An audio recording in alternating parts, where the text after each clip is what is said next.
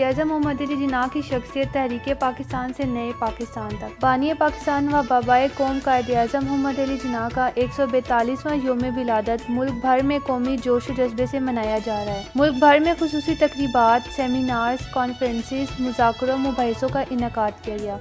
25 दिसंबर 1876 को कराची में जिन्ना पूंजा के घर पैदा होने वाले बच्चे ने बरसगीर में नई तारीख रकम की और मुसलमानों की ऐसी क़यादत की जिसके बल पर पाकिस्तान मारिज़ वजूद में आया। बहुत कम लोग ऐसे होते हैं जो तारीख का धारा बदल देते हैं। लिंकन से बैरिस्ट्री की तालीम हासिल करने वाले कायद-ए-आज़म मोहम्मद अली जिन्ना ने मुंबई हाई कोर्ट में बतौर वकील खुद को रजिस्टर्ड करवाया और 1896 में अपनी अमली ज़िंदगी का आगाज़ लंदन से किया। 20 साल की उम्र में जिन्ना ने मुंबई में वकालत की मशक शुरू की। वो उस वक्त शहर के वाहिद मुस्लिम बैरिस्टर थे। बतौर वकील जिन्ना की वकालत ने 1907 में बेपनाह शोहरत पाई। एक कामयाब वकील होने के तौर पर उनकी बढ़ती शोहरत ने कांग्रेस के मारूफ रहनुमा बाल गंगाधर ने जिन्ना की खिदमात बतौर दिफाई मशीर कानून हासिल की। चनाचा 1913 में उन्होंने मुसलमानों की नुमाइंदा वाहिद जमात ऑल इंडिया मुस्लिम लीग में शमूलियत इख्तियार की और यहाँ से अलहदा वतन की बाकायदा तहरीक का आगाज़ कर दिया। मुस्लिम लीग में शमूलियत के बाद भी आपने भरपूर कोशिश की कि मुत्तहिदा हिंदुस्तान में मुसलमानों को इनफरादी और इज्तिमाई तौर पर बहैसियत एक कौम जिंदा रहने का हक दिया जाए।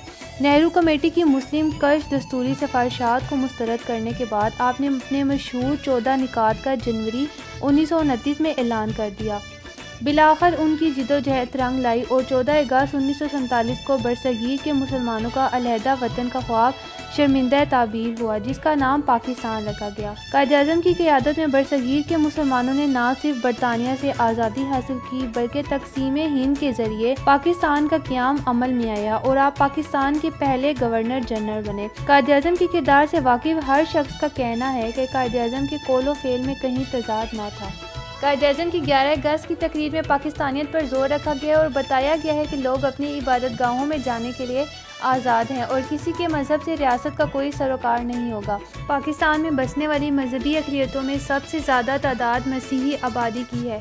हिंदू आबादी के एतबार से दूसरी बड़ी अक़लियतें हैं जबकि इनके अलावा सिख, पारसी, बूद और किलाशी नुमाया हैं। पंडित जवाहिर लाल नेहरू की हमशीरा विजय लक्ष्मी पंडित ने भी कायद-ए-आज़म की कायदियाना सलाहियतों का इतराफ़ करते हुए उन्हें ज़बरदस्त ख़राज अक़ीदत पेश करते हुए कहा कि अगर 100 गांधी, 100 नेहरू और 100 पटेल मुस्लिम लीग के पास होते तो और कांग्रेस के पास सिर्फ और सिर्फ मोहम्मद अली जिन्ना होते तो पाकिस्तान कभी ना बनता। कायद-ए-आज़म मोहम्मद अली जिन्ना ने मुस्लिम यूनिवर्सिटी यूनियन 1944 के वक्त फरमाया कि कोई कौम इस वक्त तक तरक्की नहीं कर सकती जब तक इसकी ख़वातीन मर्दों के शाना बशाना माशरे की तामीर और तरक्की में हिस्सा ना लें। औरतों को घर की चार दीवारी में बंद करने वाले इंसानियत के मुजरिम हैं। आज पाकिस्तान दुनिया में एटमी कुव्वत बन चुका है, इसलिए दुश्मनों की नज़रें हमारे मुल्क पर हर सिमत से पड़ रही हैं। हमें अपने दुश्मनों का मुकाबला करने के लिए कायद-ए-आज़म के रहनुमा उसूलों के मुताबिक ज़िंदगी की राहें मुतय्यन करते हुए अमली इत्तेहाद का मुज़ाहरा करना होगा। आज़ादी के बाद कायद-ए-आज़म की तबीयत नासाज रहने लगी और कई बीमारियों से लड़ते लड़ते बिला आखिर 11 सितंबर 1948 को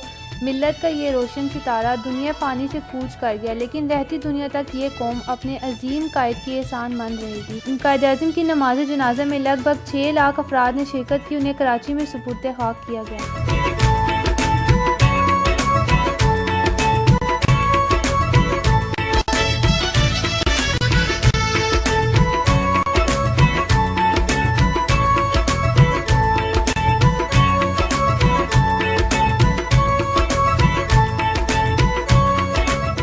ताज़ा तरीन सूरत हाल से बाखबर रहने के लिए हम सब टीवी को सब्सक्राइब करें और बेल आइकन को क्लिक करें।